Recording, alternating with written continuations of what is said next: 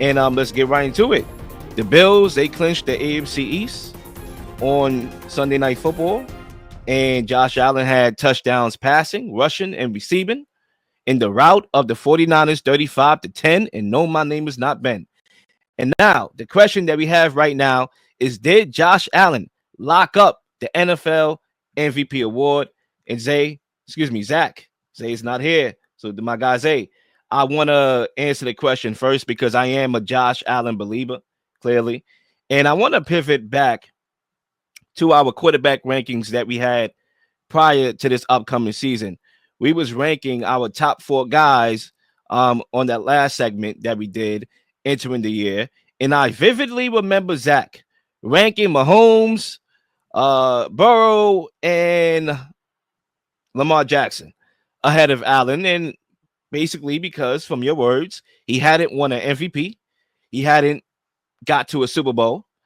And I always know with my own 2 eyes that despite all those, valuable things, those accolades, the memorabilia that comes with those things, that with my own 2 eyes, he is a top 2 quarterback in football and arguably is the most talented quarterback in football. And I don't think that's arguable anymore. Like, Josh Allen is the most talented quarterback in the National Football League. He has the physical attributes to do what you want, throw the ball down the field, could run, could clearly, he's very athletic, could run you over, and he can play in any weather. He's weatherproof. That's your typical Build-A-Bear quarterback right there. You're looking at him, okay, at the poster right now. Those who are watching visually, you're looking at him, okay?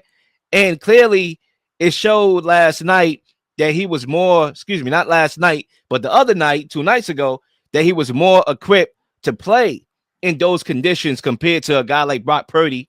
Clearly, he was making those plays. And I want to show this play, with Amari Cooper in it because it's not about the end result.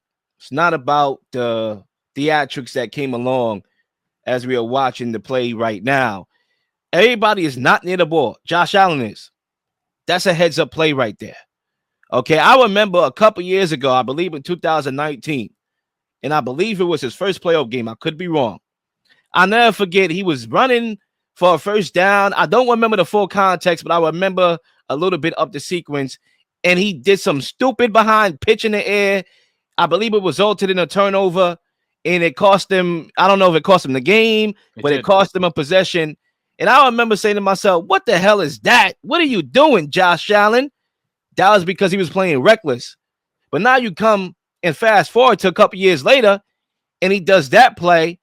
I said to myself, yes, that's the guy right there. That's the guy that's not being reckless. He's playing intelligent, efficient, and heads-up football.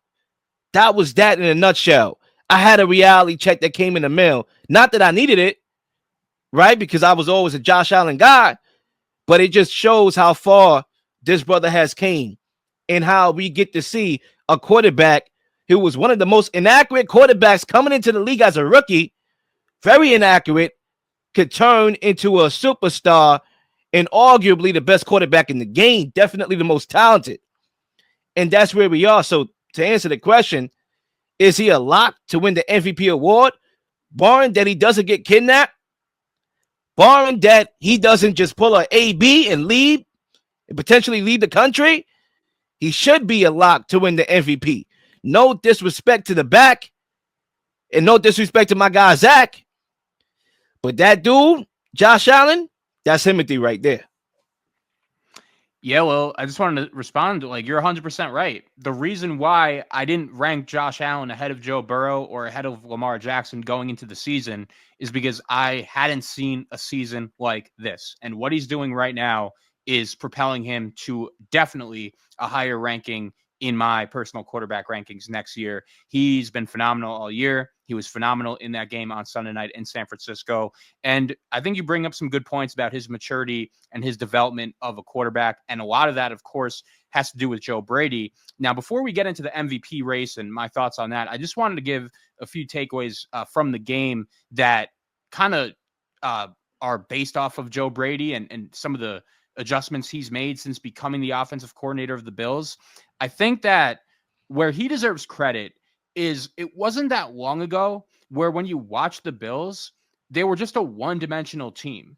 We always asked ourselves, this team plays in Buffalo, New York. They're going to have home playoff games in the cold. And I think at times they kind of fell victim to the same thing the Packers did in Aaron Rodgers' prime years, where they were so good during the regular season and they would get that home field advantage, but it wasn't necessarily an advantage because this team's biggest strength was their passing game. And it's just not as easy to do that when you're playing in the conditions of Buffalo, New York. But you saw on Sunday night that James Cook has been a real needle mover for this team. I think he was phenomenal getting that running game going. I think the draft pick of Ray Davis has also been a huge plus. They have that nice 1-2 combination at the running back position. And Josh Allen is obviously very tough to stop when he's running the ball, but it felt to me that in years past, the Bills have been very over-reliant on that, and they've just been asking for trouble. Now, luckily, Josh Allen, and this is one of my biggest compliments of him, he never gets hurt. He's an Iron Man. He always plays, and his body type and his physicality has a lot to do with that. But I just think that having the balance of a legitimate running game is something that's really going to help this team in the playoffs going forward. And it's also interesting, too, the Amari Cooper trade. He made a couple nice plays on Sunday, but I don't think the impact so far has necessarily been there just yet. But the fact that they're still winning is a huge positive. Their offensive line is improved. Their defense is getting healthier. And really, you could just tell from minutes into that game, the Bills wanted to be there. They were a team that had no problem, no hesitation playing in these elements. And the 49ers, who we're going to get into a little bit later, were the complete opposite. So that was just a complete effort. And I think this game showed us, if you're someone that says, okay, this is a different year for the Bills, this is really a team that's built to do damage in the playoffs, I think Sunday night is a great piece of evidence to your case. Now, when it comes to the MVP race, I said even before this game on last week's show, I would vote for Josh Allen because I do think he is just more valuable to his team than Saquon Barkley. Part of that has to do with the fact that he's a quarterback, and naturally the quarterback is a more valuable piece to the team than the running back. But also, it's pretty obvious that if you take Josh Allen off the Bills, they're just lost. And this team wouldn't be nearly what they are right now. And Saquon Barkley, if you take him off the Eagles, we saw last year they weren't as good, but they were still a playoff team. They still won double-digit games. So I think I would still vote for Josh Allen. Now, when it comes to his status as a lock, I'm not going to say he's a lock just yet, but here's what I will say. He's going to have the opportunity to cement himself as the clear-cut lock MVP in the next 2 weeks, because obviously he had that moment against the Chiefs to lift Buffalo to that victory, which was a great moment by him. And I think that moment really sent a message of, okay, I'm right in this race. Up to that point, I think Lamar Jackson had really been the favorite, the clear-cut guy for this award so far. But I think that moment by Josh really sent a message to voters saying, okay, I'm not messing around. I'm right in this. The Bills' next 2 games are at the Rams and at the Lions. And after that, the schedule is pretty manageable. But I think that having those 2 games is only going to give him the opportunity to build on his momentum, because everyone watched that game on Sunday night. It was an ass whooping from start to finish. But look, the Rams are playing good football. This game is very important to both teams. The thing about Buffalo is they could still get the number 1 seed. They have the tiebreaker over Kansas City, and I think that's going to be crucial. I know this team has lost home playoff games in each of the last 2 years, but that's obviously a very tough place to play to go into in January and win. And really that Lions game. I mean, we know how hot Detroit is. I think the consensus opinion right now is that the Lions are really the favorites when it comes to the Super Bowl. If Josh Allen could go into Detroit and beat the Lions, I think that would be something that really cements him as the MVP lock. So I'm not going to say he's the lock just yet, but I think the next 2 games for the Bills, at the Rams and at the Lions, if they go 2-0 in those 2 games and really start propelling themselves towards the 1 seed, and he puts the team on his back like he did on Sunday night against the 49ers, then yeah, he's the lock. But I want to see what he has to give in those 2 upcoming games, which are going to be huge. Yeah, I just think, obviously, if he goes 0-4 down the stretch, he's not going to win the MVP. But I don't see that being a realistic, outcome. And I do think that against the Rams, against the Lions, that defense, those 2 defenses that they got to play, that he will be able to have success. The Lions had a lot of injuries on Thanksgiving. Caleb Williams, we saw what he was able to do to that secondary in result. And I think Josh Allen should definitely be able to do that similarly for a whole 4 quarters. And I think for me, like just going back to your point that you made, you know, the coaching, not relying on Josh Allen to win you football games, continuously, not putting his body on the line by having him run recklessly, not allowing him to be like Jameis Winston, as I alluded to, with those all for nothing, all or nothing type of, offenses that you run where you just allow Josh Allen to freelance. And then next thing you know, he has a game with 300 yards, but also 3 INTs. No, those INTs sometimes loses you football games. And the fact that they're coaching him to play efficiently, which is something he did immediately after the firing of Ken Dorsey and the hiring of Joe Brady, has carried on to this season and has made him play MVP football. You got to win ball games. You have to win games in order to win the award. That's why Lamar Jackson, unfortunately, has lost his grip on this award to three-peat, because they're not winning games, right? They lost 5 games already, Zach, I believe. Yeah, they're not. Five, They're not yeah, even in first place. he can't win the award. That's it. Lamar Jackson is done as far as three-peating. Okay, it's over. I don't want to hear it no more. He's out of the conversation. It's clearly, to me, it's 2-man, right? Because even though the dark horse that you want to throw in here, maybe you want to throw in Patrick Mahomes and squeeze him in there, or Jared Goff. I think I would label him or Jared Goff. I would lean more towards Jared Goff clearly over Pat, because I don't think Pat has been playing great, but what he has is wins to kind of like make him sneakily a threat. But Jared Goff will probably be that threat.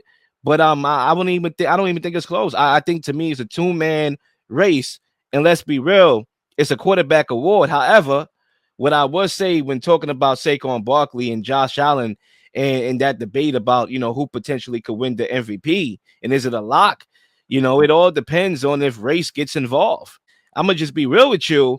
There are people that talk sports race related, okay, like racially, like it's unfortunate, right? I think sports should be judged based off wins and losses and who performs and who doesn't. But you do have, for example, media companies, whether it be articles like The Undefeated, that literally write articles based off race.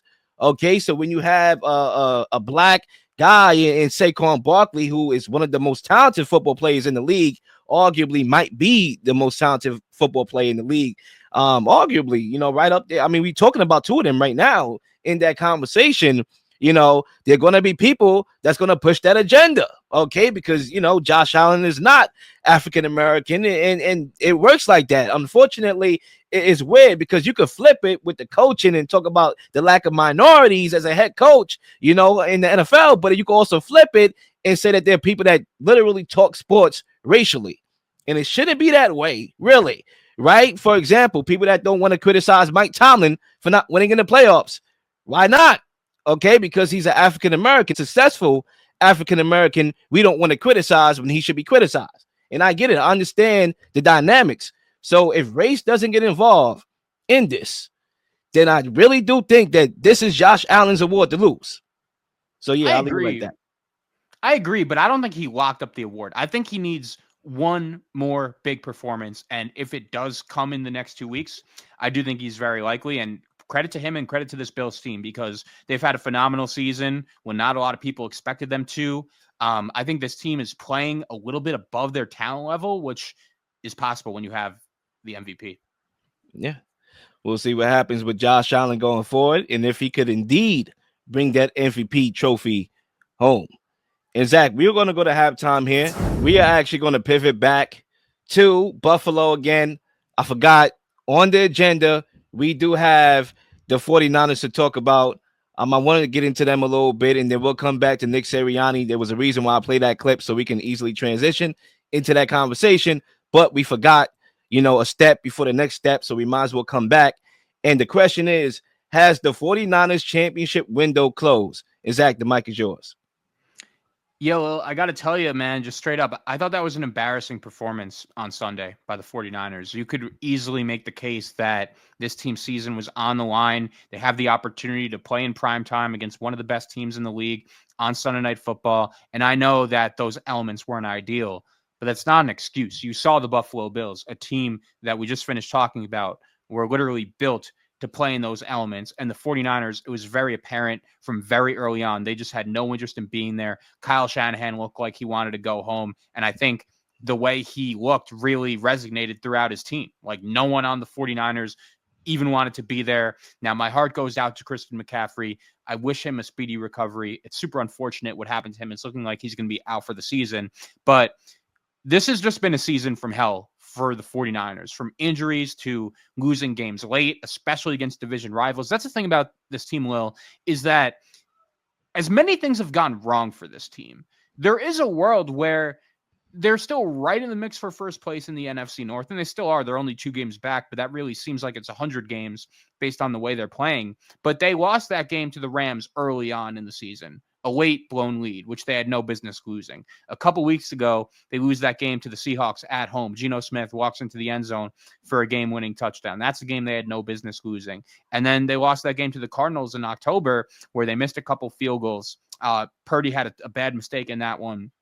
So they've lost 3 divisional games, and I think that's really cost this team.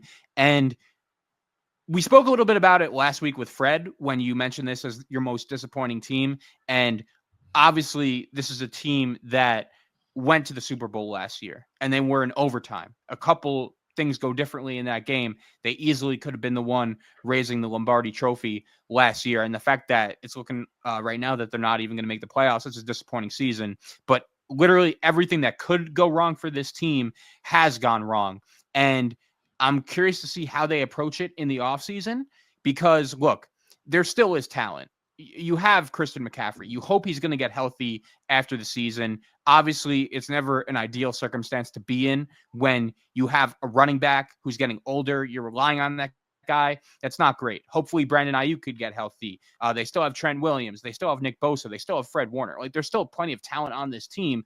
But where things really start to get interesting for me is the quarterback position. And I think we're kind of seeing throughout the last month or so, when the 49ers have these injuries, right, and some of these guys are out, that is really the time. If you're going to pay a quarterback, that's when you're going to need that quarterback to carry your team and really put the team on his back and say, okay, it doesn't matter how many guys are injured. It doesn't matter how many things are going wrong.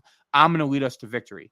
And unfortunately, Brock Purdy has just not been able to do that throughout the last couple weeks. And I'm not going to lie, if I was in the 49ers shoes, it would give me a little bit of hesitancy on paying him long term because I think Brock Purdy is the perfect quarterback for this system when all things are going right. When you have Christian McCaffrey, when you have Brandon Ayuk, when you have Deebo Samuel and George Kittle and a great offensive line, he is a guy that's going to execute Kyle Shanahan's system to perfection. But the issue is these guys are getting older. They're making more and more money each year. Eventually, you're going to have to make some key decisions on these guys. I think it's very likely that Deebo Samuel is not going to be a member of this team next year. They have a huge decision to make on George Kittle and his future with this team. Again, hopefully McCaffrey could get healthy. Trent Williams, he's getting up there in age. There are just so many questions, and I'm just going to say it. My number one takeaway from this game is not necessarily the 49ers championship window closing. I think there's a good chance it has, but I still have a lot of respect for Kyle Shanahan. I think as long as he's your coach and there's talent on your team, you're going to have an opportunity to make a deep run in the playoffs. But if I was the 49ers, I would not pay Brock Purdy this offseason. We've seen, and we spoke a little bit about this last week too, a few examples of teams that had quarterbacks that were due for a payday and they caved in, of course, because the quarterback position is the most valuable position in sports. But we're seeing what's happening with the Jaguars. We're seeing what's happening with the Cowboys and Dak Prescott, and even Jordan Love with the Packers, Tua with the Dolphins. Not necessarily that those teams regret giving out those deals, but there are some questions. And I just don't think there should be a rush with Brock Purdy. What is he going to do next year? Hold out, not show up? I just think that him and Kyle Shanahan is a match that's made for each other. And if you take Brock Purdy out of the 49ers, like what, another team is going to pay him a whole lot of money? I'm just not going to believe that until I see it. So If I'm the 49ers, I would just be in no rush to pay this guy. I want to see this guy next year with maybe not as talented of a roster at his disposal and see if he could lead them to the playoffs or to compete for a championship. Because if he can, then I'll have no problem paying him. But the issue is we don't have enough evidence of Brock Purdy without the Avengers surrounding him and what exactly the ceiling of this team would be. So that's really my main takeaway coming out of this game. The 49ers should be patient and they should hold off on paying Brock Purdy this offseason when he has one more year after this one left on his deal. Yeah, look, I think the window's closed. That doesn't mean that the 49ers can't win a championship in a sporadic moment, maybe 2 years from now or a third year from now. Then, we're not going to come back and be like, Lil, I thought you said the window's closed. Yeah, what happened in the last 2 years, right? So obviously you can never count Kyle Shanahan out with talent to potentially down the road win a championship. But as far as consistently, being an NFC contender, a Super Bowl appearing team on a regular occurring basis, that's done. And look, they reminded me of the Kansas City Chiefs in the NFC just without the Super Bowls to account for it, to show for the consistency year to year. And eventually, like for the 49ers right now, it's going to happen in Kansas City as well. There's going to be a time and a place where they win those close. Now, like, again, that doesn't mean Mahomes is going to stop winning a championship. He might win another one down the road. But as far as being a consistent, you got to see the Chiefs. You got to see the Chiefs. That's going to end eventually. It's football. Teams get better. Guys get older, get paid. You're going to have to break the team up. Debo look old to me. So, and look, you take into account the injuries. That's one thing. That's the major part of the conversation is the injuries. CMC out for the year. Jordan Mason, the backup, out for the year. So what's going to happen with the run game? And I know Kyle Shanahan is supposed to be this run scheming god, but my guy, you're running out of guys. Okay, who's going to be taking? You going to go back to Debo now? So that's an issue you gotta look out for as well. Brandon Ayuk is out for the year. So injuries clearly have a big part to play in. But you look defensively. Last year, they were third in the league in points allowed. This year, they're 25th. So both sides of the ball, they are not effectively holding up the end of the ball game, both sides. And you look at the other side of the football field, and you look at Buffalo, the team that we just talked about, who they played, they were supposed to have a rebuilding year, right? But this is the difference between the 49ers and Buffalo, right? Because Buffalo was supposed to take a step back, not the 49ers. But what's the difference? The difference is that the 49ers are built to win games through their talent, not their quarterback. And when you have injuries to your talent, you got to rely on your quarterback. As far as the other side, you look at the Bills, they win the game through Josh Allen. So they can trade away guys like Stephon Diggs and Gabe Davis offensively, number 1 and 2 wide receivers for Josh Allen, and still Josh Allen messes around and potentially going to win an MVP. They could trade away Jordan Poyer and Tre'Davious White and all those guys in the secondary, Micah Hyde, and replace them with guys like Taylor Rapp, who has a knack for the daggone ball like it's a snack, okay? Or you got a guys like Cole Bishop, who ain't a bishop. He don't preach, but he teaches on the football field. This guy's a second-round rookie. You will have guys like DeMar Hamlin, who's improving his game. I remember when this cat couldn't tackle to save his life. Maybe I don't want to say that because that, with him and that, you know what I mean, okay? He's improving his game, okay? My guy's healthier than ever right now and on the field making plays. I've seen him, fly to the ball a lot lately. That's coaching. That's drafting. And that's the issue. The 49ers, the last couple of years, name me a player outside of Brock Purdy, Mr. Irrelevant, that has been drafted. That's, I'm not talking about Kittle and all those guys from 2019. I'm talking about the last couple of years. What's going to happen with Ricky Parcell? Is he going to morph into that Debo replacement that you're talking about? Because you're saying Debo is not going to be here. Is he going to morph into that Debo replacement? We have yet to find out. He had a good game against the Cowboys. I don't know what happened after that. So that's what happened. That's the difference. When you have a quarterback, an elite quarterback like Josh Allen, you could build your team through him. You could trade away a few of your guys who are acting like a diva, who want to be paid, or whatever to save cap relief, and you can still develop talent, do the draft, and win with your quarterback. Whereas Brock Purdy is not an elite quarterback, no matter how people in the comments on YouTube, on Instagram, try to force me to believe. Because we have surprisingly, a lot of Brock Purdy naysayers out here.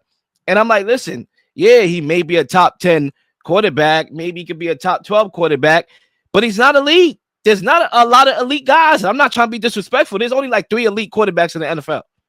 Mahomes, Allen, and Lamar, and Joe Burrow. That's it. Everybody else to me is above average or mediocre. That's it. You could put Purdy in that, above average or average, however you want to put him, but he's not elite. They don't have that. So they got to draft right. Guys are getting older. They got to replace those guys with youth. And you have Kyle Shanahan, who's always going to be a coach. He's always going to be a good X's and O's coach. And you go with that, and you go with Brock Purdy, and you pay Brock Purdy, but you got to make sure that your team around Brock Purdy is a very good team. And this year it's not, because of those injuries, and that's why the window is closed.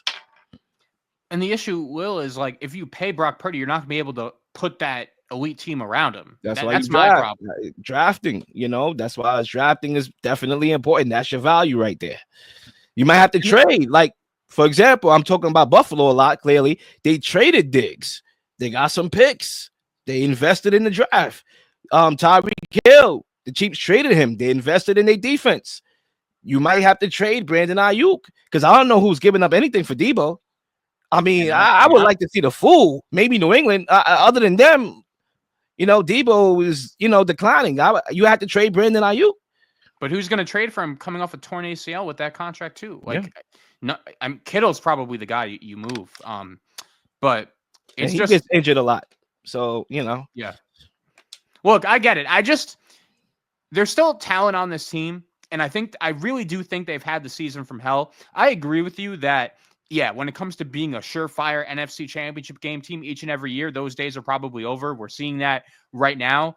But look, I just think the offseason is crucial. They're going to have some key decisions to make, starting with that Purdy contract. And I would tell Brock, like, look, we believe in you, but if you want us to make you one of the 5 highest paid quarterbacks in the league, you have to show us a little bit more. You have to show us that when things are not going well, like they have the last few years, that you could still put this team on your back a little bit and get us to where we want to be. Because that is a big critique I've had with this 49er team, is they've been front runners. Like, when things are going well and they have a lead and Kyle Shanahan is running the ball and he has all his schemes firing on full effect, this team is very hard to beat. But we know historically what the issue is. If this team faces a deficit, if they're down, if they need to score points quickly to come back, that's when they're really at their worst. And although we did see them get through that in the NFC Championship game last year, we need to see a lot more than that. We need a bigger sample size with that. And that would be my hesitancy to pay Purdy this offseason, but I'm curious if they feel the same way.